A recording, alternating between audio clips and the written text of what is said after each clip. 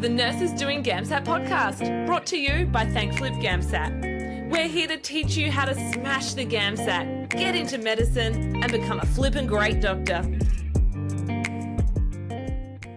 So welcome to this week's episode of Nurses Doing GAMSAT. I'm very, very excited here to be joined by Brenden James, or shall I say Dr. Brenden James.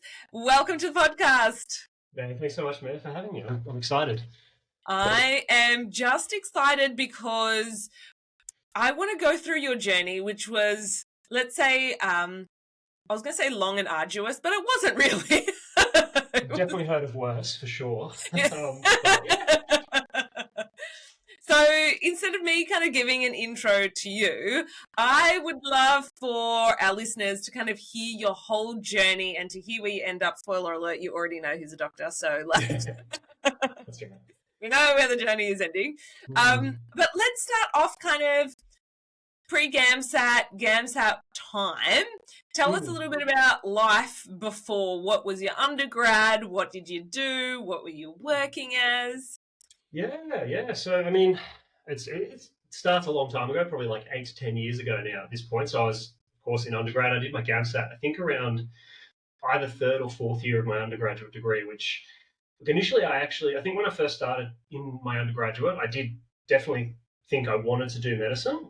I started off in medical sciences, which I think a large proportion of people tend to. But then I actually ended up shifting into a slightly different degree, which was what's called human biology. It was Bachelor of Science majoring in human biology because I found that I was enjoying the anatomy side of things a lot more. And with medical sciences, it's a bit more broad. And anatomy was actually an elective and I couldn't really do as many of those things as I wanted to. So I shifted into that purely to do a bit more anatomy, which I absolutely loved. And that was where I started to do my GAMSAT year 3, year 4, I think it was.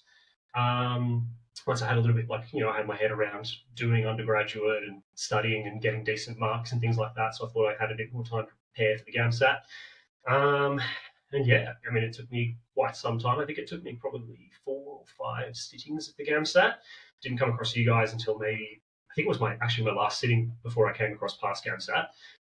So I was just sort of doing the old struggle along, doing all the Des O'Neill things and the official ACER exam materials and that kind of stuff. And yeah, not really, I mean, doing okay, but not really getting any interviews or anything like that. So that was That's so funny because you call us past GAMSAT, but years ago we had a rebrand to Thank Flip. But it's been so long. It's been that long. Thank Flip, there you go. It doesn't matter to me. To be honest, sometimes I'll answer the phone and years later so go ask GAMSAT and go, oh damn it. There you go. See, I thought the Thank Flip was more specifically for the podcast because I saw that when you guys were sending me all the emails, but I just assumed that was sort of another additional site. I didn't realise you changed past GAMSAT to Thank Flip as well. There you go. Yeah. Yes. Well, years ago we were like, it doesn't really. We just kind of made past GAMSAT up on a whim. We didn't even really think about the name because Tom was just writing a book. So it was it should come from somewhere. Let's make this thing called past GAMSAT.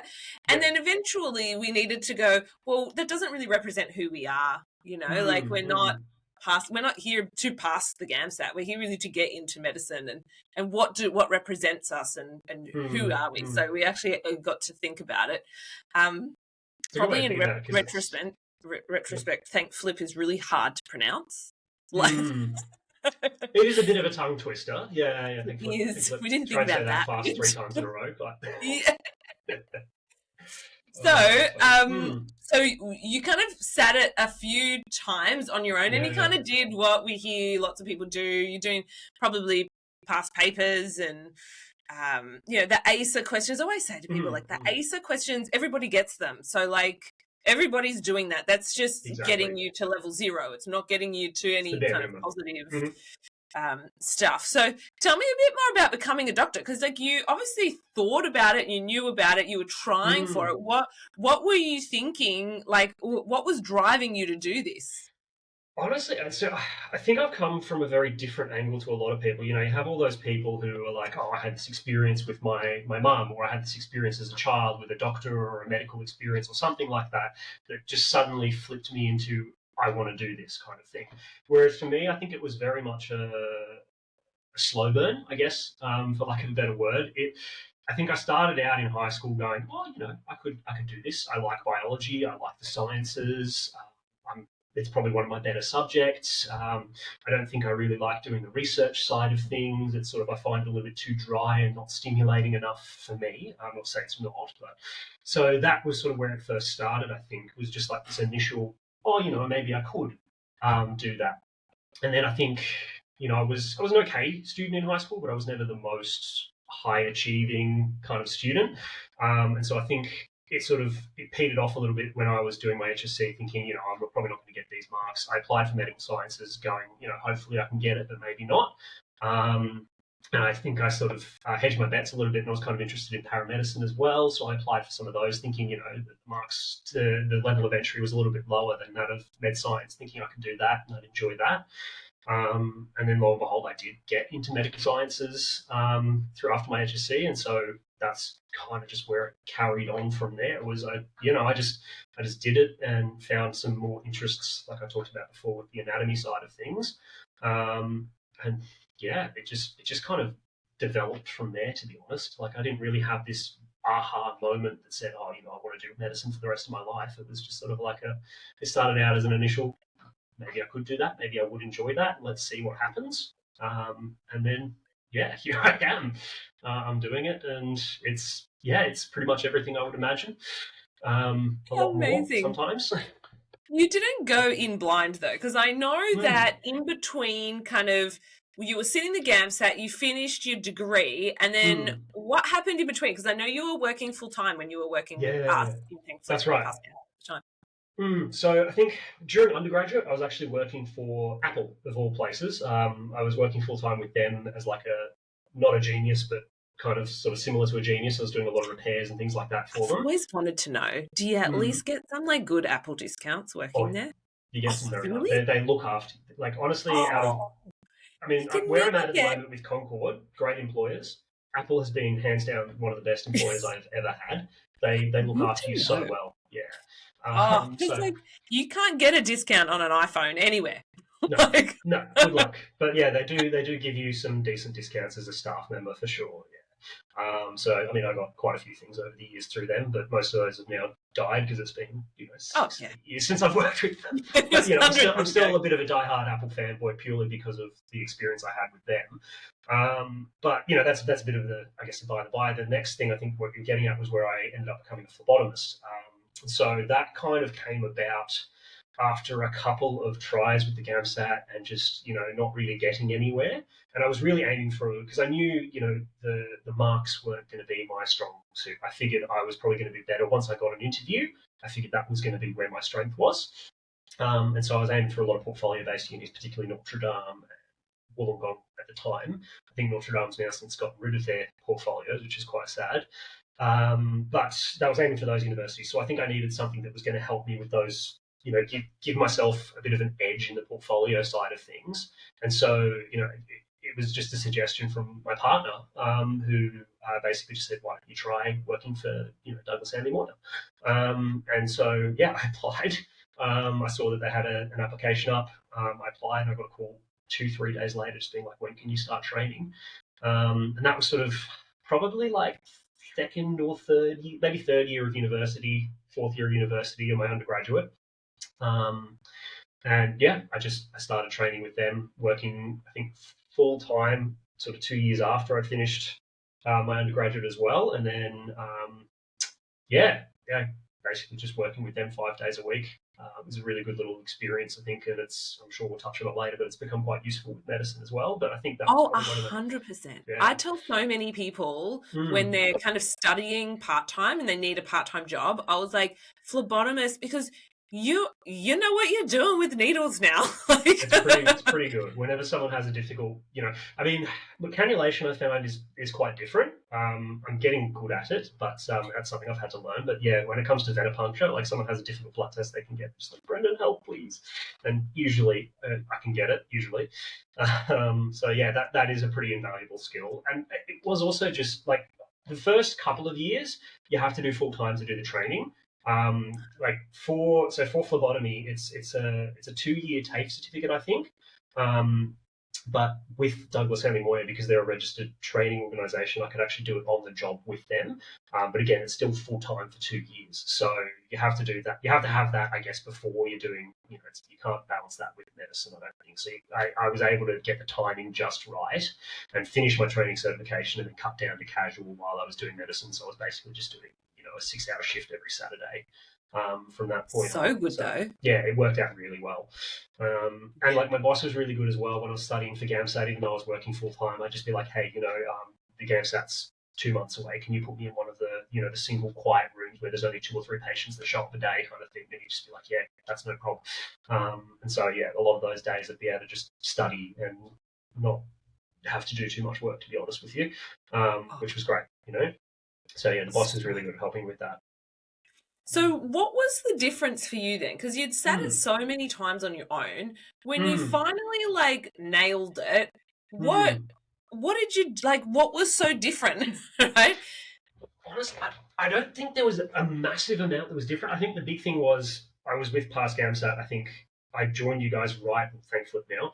I joined you guys right before that final sitting, or right before maybe 6-8 months before. So I think a little bit of that, having a few more materials to go through, a little bit of personalised support to sort of give me a bit more direction, I think, and a little bit more, how do you say it, a push. Give me a bit of exactly. Give me a bit of a push at times. I distinctly remember, an occasion where I did one of the past papers and I did horrendously, and then I had you call me. Basically, I sent an email and saying, I'm feeling really crappy about myself, and I didn't do very well, and you gave me a call that afternoon and stuff, and just got me back on the horse, so to speak. So that, I think that was one big difference, and then I think the increase in my portfolio as well from the Douglas Hanly, the phlebotomy stuff, made a big difference as well.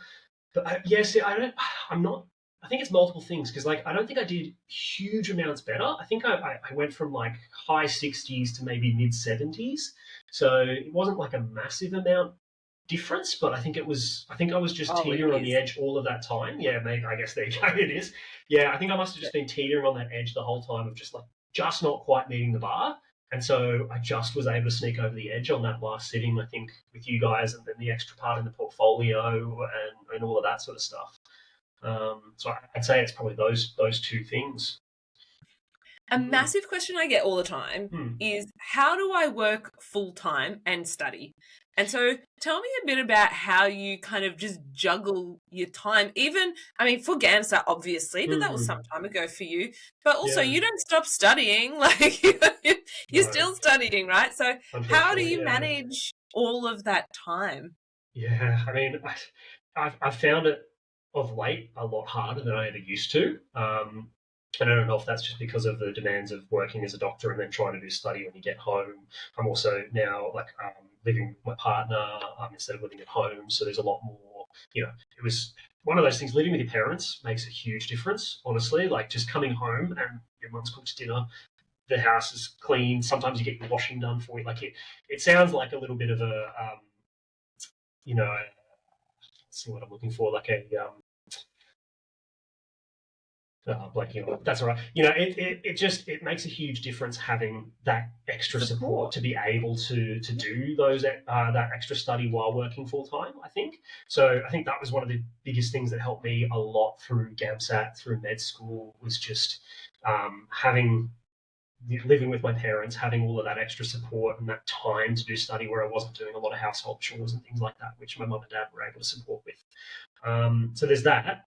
And then, having the right job, I think, does make a big difference. I think what we talked about before with my boss being quite supportive of my sort of medical aspirations, giving me a couple of days a week at a really quiet collection centre where I could just sit down for an hour and study and then see a patient and then come back to study again. That made a big, big difference during my sort of undergraduate and GAMSAT kind of years.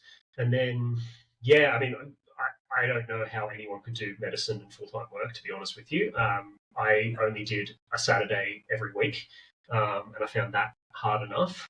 But I knew of people who would have to step away from rotations every Friday to go to work and things like that. And I don't know how they did that. So I think, maybe someone else can provide advice on that. But I would just get too much anxiety having to leave, No, a full rotation to time. go to work. Yeah, it's It's a tough. It's lot. really tough. Not when studying medicine, Mm. but when studying for the GAMSAT, it's definitely Mm. possible. Yeah, yeah. And I think, there's just a lot of people sometimes who want to do it all on their own and actually don't want Mm. to reach out for help. So even if they are with their parents, they're not actively saying, I need to focus Mm. on this, or they're with partners or they've got kids. I know, Mm. it's really challenging sometimes to say, I Mm. can't focus on what I know you want me to be focusing on. I can't do the dishes and Yeah. do the cooking and the cleaning and picking up the kids from school and stuff. I need to focus on this.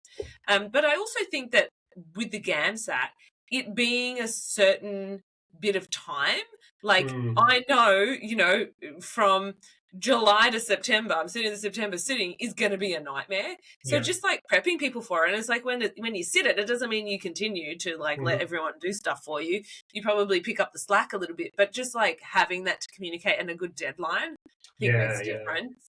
for sure. Tom Just was being. crazy though. Mm. In med school, he started past GAMSAT when he was in med school. So he would That's wild. be at uni all day and then he'd study. And then I was crazy fitness person getting up at 5 a.m. to exercise every day. So I Mm. would go to bed at 8:30 and then he would go and work creating the business and Yeah. creating all the stuff for the students. So it was and then Mm. all he would study every Saturday. Anyway, it was crazy. I certainly don't recommend doing that. Mhm. But it's obviously paid off and paid dividends. All of that work, and you guys have created a massive business that helps so many people every year. It's pretty amazing that you can do that. I think for him, that was the thing. He just Mm. was making something he wished someone had made for him. He Mm. wished he had that support when he sat 3 times as well. So you're saying I four, think five 4. times. He sat Yeah. 3. So, sometimes it's just going, what is it that I wanted? And, they say that thing, be the change you want to be, Mm. you Yeah. wanted to have. He really took that to Um, heart. yeah, honestly. And he's he tackles his whole life like that, Mm. I was saying to you before we started filming, he had osteoporosis and then he reversed it naturally. He was unable to take the drugs that were on offer. He's not an anti-drug person, but Mm. he just couldn't take it. And now he helps other people with osteoporosis in all different kind of ways. So it's Mm. really, I think, doing what you want, you wanted for yourself, is just a way to help people. Absolutely. So You've got that there personal is something connection to else it. that, yeah, thanks. I think what I hear a lot from people, and Mm. particularly allied health, because really you're allied health, a phlebotomist, right? And I Yeah. know So. we're on Nurses Doing GAMSAT, and you weren't a nurse and never No. have been a nurse, Yeah, that's but right. as a phlebotomist, you really are you. The health system can't function without you guys, right? It's It's a pretty really important. integral Mm. part. And I hear heaps of people say, I just felt particularly with multiple sittings, I Mm. wasn't sure if I was smart enough. I wasn't sure Mm. if I could actually ever get in. How did you overcome those feelings, particularly with all the setbacks? Yeah, I mean that is definitely one of the hardest parts I think about having to do multiple sittings is just getting over the constant rejection, for lack of a better word. It's not rejection per se. It's just you haven't quite met that threshold, and then trying to get back on the horse and keep studying and keep at it again. And there's a certain point where it's where do I draw the line? Is it 4 sittings? Is it 5 sittings? Is it 6? I have no idea how many sittings I would have eventually gone through if it didn't take me that 4. Um, but I think that is honestly the hardest part about it is just trying to carry on. But I mean, I would never consider. I've never called myself a particularly intelligent, smart person. I'm not, well, at least not naturally anyway. There are some people that can just read a book and they've got the entire thing Get it. memorized. Exactly.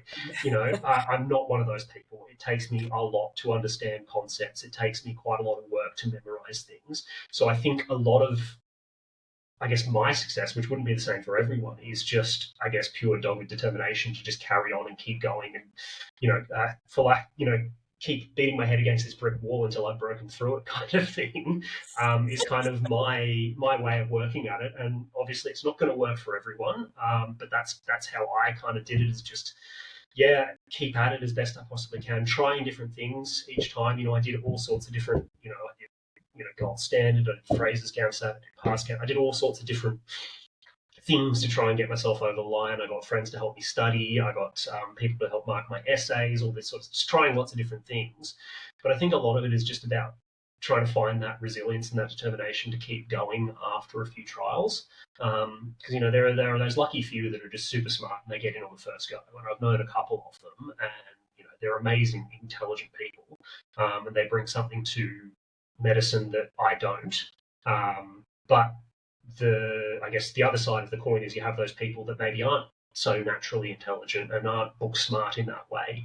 And if they get through, they bring their own kind of thing to medicine, and it takes all sorts to, medicine's one of the best things about it is there's so many subspecialties you can do, and, there's so many directions that you can go within medicine that it does take all sorts of different people to keep the wheel spinning,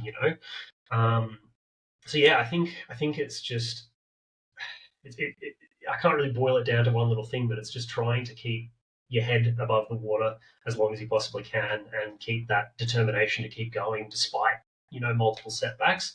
As we talked about before, there were times for sure where I was very ready to give up, and it took a friend, it took someone like yourself, man, to just push me over the edge and keep going a little bit, And so yeah, I guess having friends and family around to help you with it as well is massive. Just with that emotional support for sure. Yeah, I think that's all I can say about that. To be honest, it's just keep at it as best you can. I think that's a theme for you. It's looking like the support that you had, like you were open to receiving it. Because I think there's a lot of people, even myself, when I go through challenges, sometimes I'll have like a whinge to Tom, and he'll be like, "You're amazing, you can do it," and then I just don't believe him. Like, I'm like, you have to say that. You're married to me, right? But it like my sounds wife like as well. it just sounds like, to you really like the support is what takes you through. And I think it's really interesting as allied health, as nurses, like as a nurse, like someone is there, you're there to support someone to get better. Sometimes we don't allow that back to us. We're so busy being the supporter that we don't allow ourselves to be supported. So I think that's a really good lesson. I think that that's going to actually help a lot of people to go, oh, okay, maybe I'm not allowing that into my life, and maybe I should. I mean, I have a word that I use for people like you who just don't give up, and that's I don't say it as nicely as this, but it's a persistent mofo. You just have good persistence. But that's what you want in a doctor, right? Like, I don't want a doctor that if I'm getting cancer treatment goes, oh, the chemo didn't work, I guess you're going to die. No, I want like a persistent mofo that's going to be like, let's get the radiology, like the radiography, or what is it, radiotherapy, whatever it is in there. Let's get all the, like, let's do all the things, throw everything at it. But like you said, it does bring a different, like, thing to medicine, and it's needed. For sure. So tell me, like, life on the other side. So once you got into medicine, what was med school like? What are you doing now? I'm like excited to hear all the updates. So I mean, it's pretty cool to be where I am for sure. Like, you just keep thinking back, and these conversations as well bring you back to where you were, 8 years ago, and desperately wishing you are where I am now. I think med school it's funny looking back on it. I think med school at the time was very, very hard, and I struggled a lot throughout it. But then looking back on it, I go, oh God, take me back. Like, oh, that was easy, because now I'm practicing, and it's another level again, So it's definitely knocked me on my behind quite a few times. Med school was a lot of fun. I still keep up with a lot of the people that I met there. I'm at the same hospital with quite a few people. Like there's a person I was with for my very first tutorial in first year who's now at Concord Hospital with me as well, and we're still hanging around. He was the best man at my wedding. It's just, there's so many connections there that they're lifelong connections that I've got from med school. I mean, it's amazing time there. You're learning so much, and you're getting so much thrown at you that it does get very overwhelming. But it's just amazing to just keep looking, a little bit back and think, oh, 6 weeks ago I was struggling with this, and now I'm struggling with something else because I've completely got that down pat. And it's just this amazing process that you just keep going through and just learning more and more and more and more, and you just have such amazing knowledge by the end of it. And then all of a sudden you finish and you use so little of that when you become an intern. And so You're using your yeah, phlebotomy stuff more. I am using a little bit of that, that's for sure. But I'm definitely not using the Krebs cycle very much. It's you're very, very busy. Depending on the rotation you're on. My first rotation was geriatrics, which at Concord Hospital is mental. It's easily the biggest department at that hospital. There's 4 teams on the acute side of things. There's more on other parts, and they easily would have like 60 to 80 patients on a daily basis, as in within the 4 teams. Most teams would have about 15 to 20 patients, but some days we get way higher than that. And you're running around like crazy. You're doing ward rounds for like 6 hours, just trying to type as fast as you possibly can and keep track of all the jobs that you have to do. And then, I would be doing a lot of overtime just doing heaps of overtime just to try and catch up on discharge summaries and learn how to do these med recs and stuff like that. So it's a steep learning curve all of a sudden. Again, you start off with getting into GAMSAT, that's a steep learning curve, and then you get a new plateau, and then you get into med school, and it goes up again, you get a new plateau, and then you start as an internship, and again, it does the same thing. It just keeps knocking you on your backside, and you just got to keep trying. And I must say I didn't really enjoy, to be honest, my Jerry's term. I found it very hard, and I just had to get through it. I think it wasn't really. I think I've discovered it's not the sort of medicine I want to do in the long run, which is fine. I got through it. I think I did pretty well. My supervisors were pretty happy with me, but I just found it was not my jam. And then next up, I went to Broken Hill and did emergency there, which was awesome. I had a great time doing emergency. You actually get to be, apply some of the knowledge that you have and get to be a bit more of a doctor rather than, frankly, a glorified pen pusher, which is what I was in some of the other terms. And so I absolutely love that. I got to take part in a few resuscitations. I got to take part in a few massive traumas, and they get quite a few there in Broken Hill because there's a lot of people driving in kangaroos. It's a common problem. People coming in after hitting a kangaroo and crashing a car, and it's pretty full on. But it's a really great learning opportunity. And I had a really good time doing emergency. I could take it a little bit slower as well. Like, some hospitals, they really push you that, you got to see 10 patients a day and you got to clear them out of the emergency. Exactly. Yeah. That's what Tom's was like. His ED was like, and I mean, it was a big Sydney hospital. So they just had, you needed to, but, it's good to hear that maybe in some of the more regional kind of, is Broken Hill rural? I would say regional probably. It's almost remote really. It's quite far. Okay. I mean, I think they're considered remote. I think they're an MMN4. Okay. Yeah. So you would be seeing everything. You're like in ED, first line of defense there. You're just like straight in. Exactly. But yeah, no, it was great. Exactly. So some of those other hospitals where they just push you to see patients, and it's just you get less learning opportunity. I had like one of the best things that sort of antipathized the experience was I had one of the registrars who was at the hospital, and I was probably pushing myself a little bit too much. Juggling 3 or 4 patients at once, which was probably just too much. And he basically said to me at some point, "You are supposed to be supernumerary. Like the department is supposed to run just fine without you here. So just please remember that and just take it at your own pace and just see as many as you're comfortable with and don't push it, and just use this as a learning opportunity." And like that exemplifies the entire experience there. They were very just like, take your time, learn as much as you can, work up the patients thoroughly as you can, come up with the best management plan that you possibly can, and then present it to us and we'll tell you, hey, no, that's stupid, or yeah, perfect, keep going. So yeah, it was a good experience there. I really enjoyed my emergency term at Broken Hill. But at this time, that was the hard part about it. Like, they put us up in some nice places and we had a really nice gang of people who were with us, but you're stuck away from your creature comforts of home for 3 months.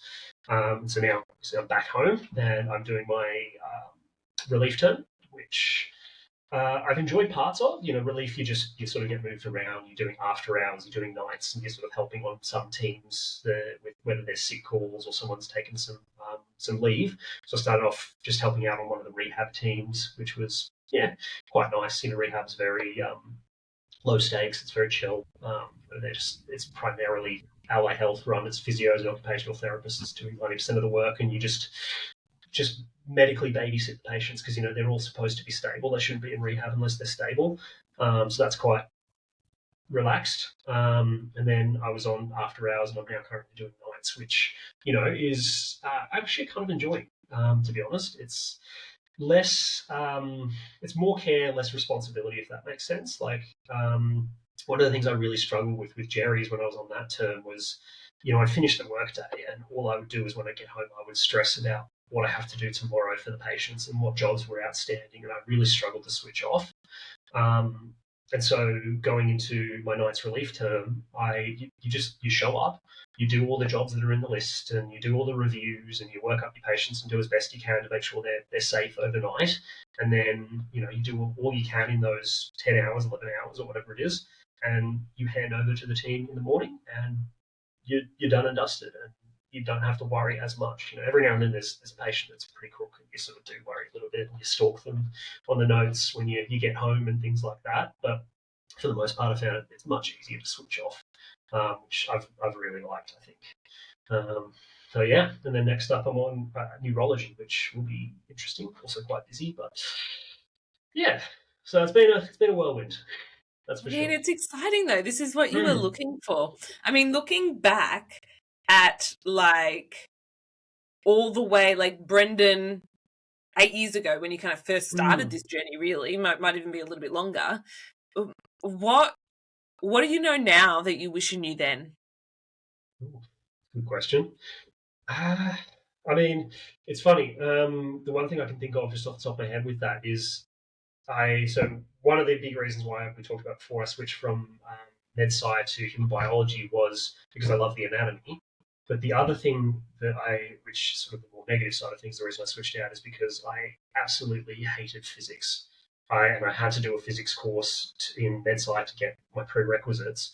I'm the sort of and the kid who I avoided physics in high school. I switched out of it. I switched out of mathematics as well. Didn't want to do med sci because of physics, and now I want to become a radiologist, and that is a lot of physics. You have to pass a physics exam before getting into the course, before getting into registrar training, and then you also have to pass an exam as one of the first. So I guess knowing what I wish I knew then was don't drop out of the physics. Maybe keep it up just so it's not so much of a struggle. So I find that quite one of the big ironies of my life at the moment is that I've just avoided my mathematics and physics for as long as I possibly could, and now I have to do it. But yeah, I mean it's good. Radiology physics is quite different, I think, to high school physics and undergrad physics. It's much more conceptual rather than calculate this from this particular formula. But yeah, I wish I did that. Oh, it's good to know. So like that forward planning can be super useful. What would you say to people that are feeling maybe a little bit overwhelmed or like unsure? What's one piece of advice you'd give them? You mean like just overwhelmed about like GAMSAT kind of stuff? That's where most people are going to be listening right now. They're kind of in that in between, kind of maybe working full time or just finishing the degree, and then they want to be a doctor, but just like that overwhelm. You've been there. I've been there. Yeah, for sure. I mean, I can't. It's been a while now. I can't really remember specifically what I did to get over those, other than what we've already chatted about. Making sure you lean on those people that are closest to you, partners, your friends, your family, mentors, that kind of thing. Reaching out to them when you do feel like you do need help is, I think, really important. But I think also just stepping away from it for a bit as well. It becomes so easily overwhelming when you're doing GAMSAT all the time. You get home from work and you study GAMSAT. You might be lucky enough to go off to a social gathering and you get back and you study GAMSAT. And it's very easily can take up every aspect of your life very, very quickly and become very overwhelming. And that's probably part of the reason why it can become too much. And so I think sometimes just stepping away from the study and doing something for yourself can make a huge difference. I know it's very sort of typical advice, but it really is invaluable. Just doing something nice for yourself, or keeping up a hobby, whether that's, playing music, whether that's going and exercising at the gym or something like that. Just keeping up a regular thing that's good for you, that you enjoy, and that can ground you a little bit away from all of that, I think is an incredibly powerful tool to prevent you getting overwhelmed. And then one of the big things in my life is mindfulness meditation. That's always been something I've come back to when I found myself easily overwhelmed. I'll just pop on like a guided meditation or something like that, or just do some breath work or like a body scan or something like that, just to sort of pull me out of that initial, I guess, catastrophizing that often happens when you get overwhelmed like that. That's something that's been a bit of something I've constantly come back to help me out with those sort of things as well, I think. So, yeah, I mean, I'm not sure if you started that when you were in the boot camp, but we now do that weekly, live before the exam. So 9 weeks before the exam, we do like a mindset live. We call them acceleration classes. They're live classes. And every week we talk about kind of what's going on when we're feeling overwhelmed. But I do some sort of kind of closed eye, whether it's a visualization, breathing exercise, exactly what you said, meditation. And sometimes it just depends who comes live to what we do. But so many people have found it useful. But I also think sometimes doing it with somebody or in a group just makes you sit your butt down and do it. It does. Yeah, for the sure. hardest part is like putting the earphones on and pressing play and closing my eyes and not like getting like into the phone all of a sudden, and then like, oh, there's that time gone. Haven't done it yet. It adds just enough pressure to make you behave in a way, just that fear of not doing the right thing with the people around, and then all of a sudden you actually really get into it. It's true. Yeah, no, that's a really good thing to do, I think.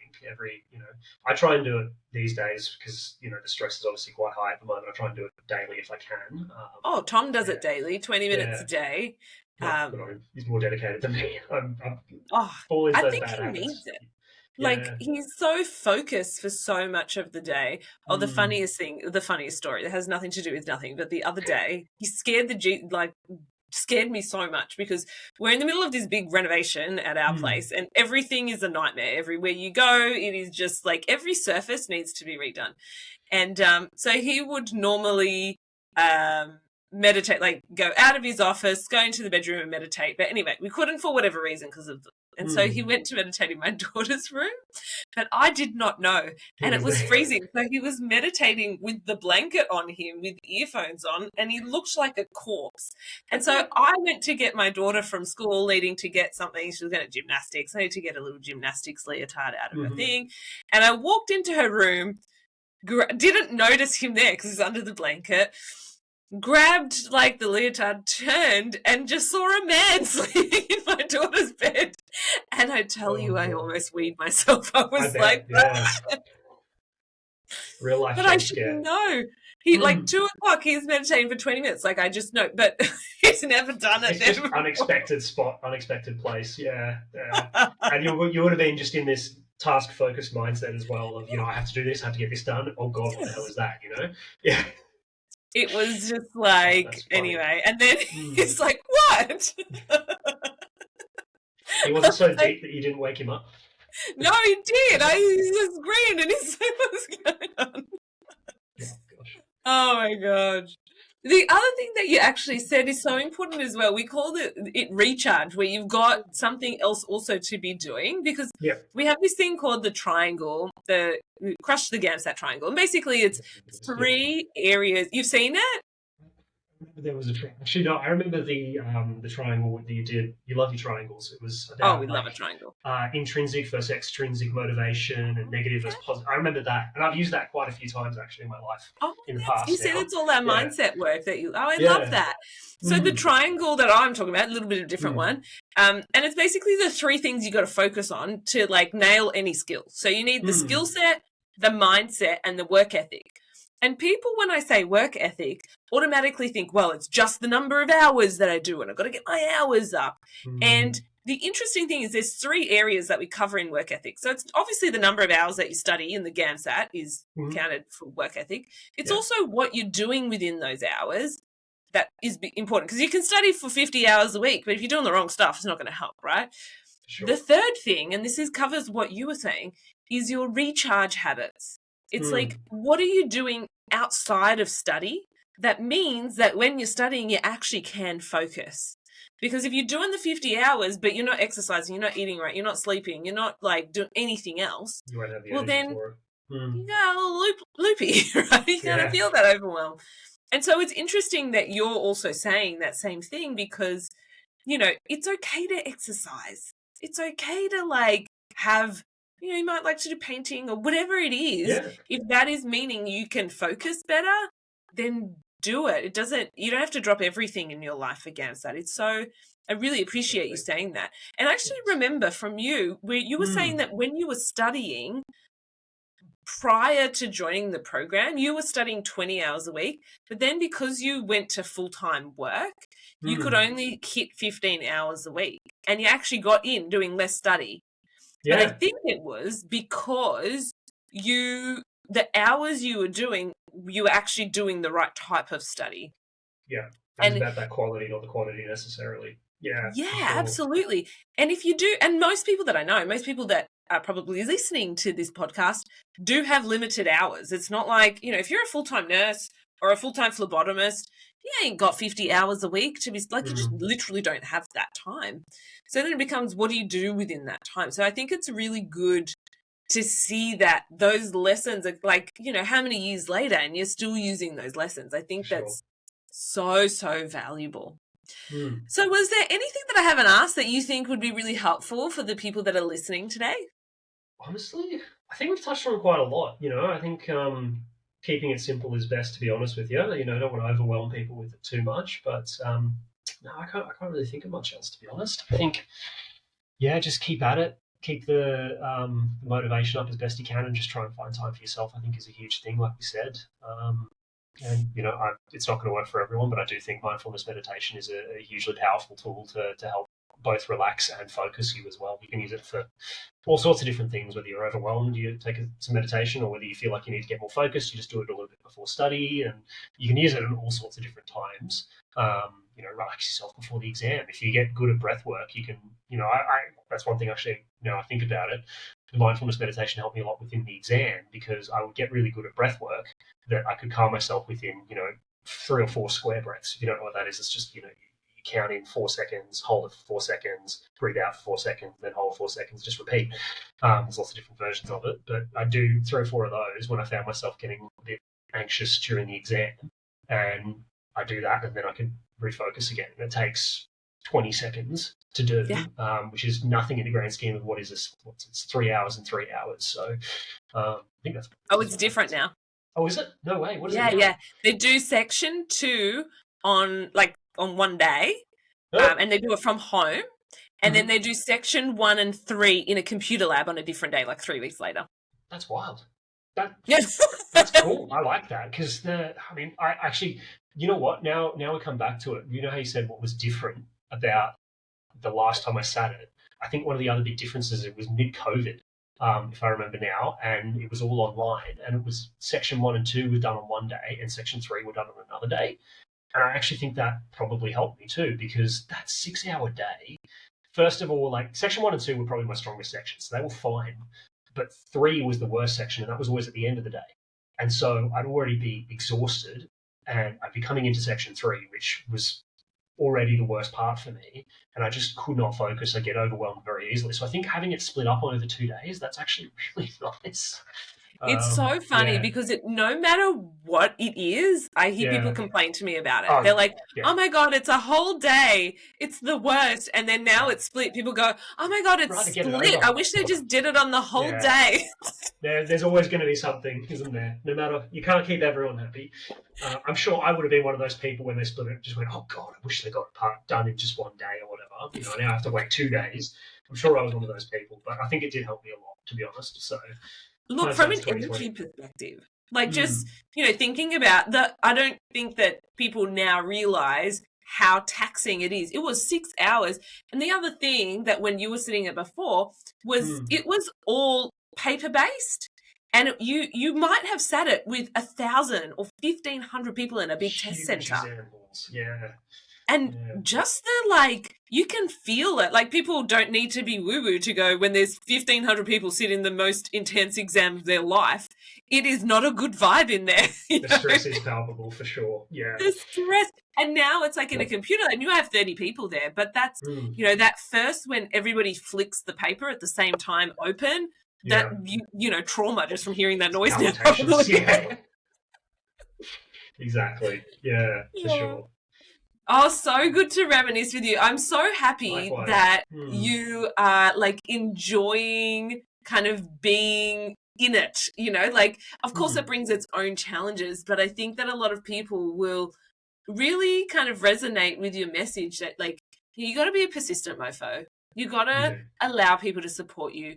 Really focusing on yourself during this time is really important. I think these are all messages that are so important. And yes, you got to study, obviously. You got to do the work, but you got to take time. You got to do the work, but I don't think anyone is expecting not to do the work. Exactly. Anyone who's trying and is going to get in is doing the work. That's not the problem. It's the stuff around it. They're trying to find that balance that I think everyone struggles with. Everyone's probably working too much.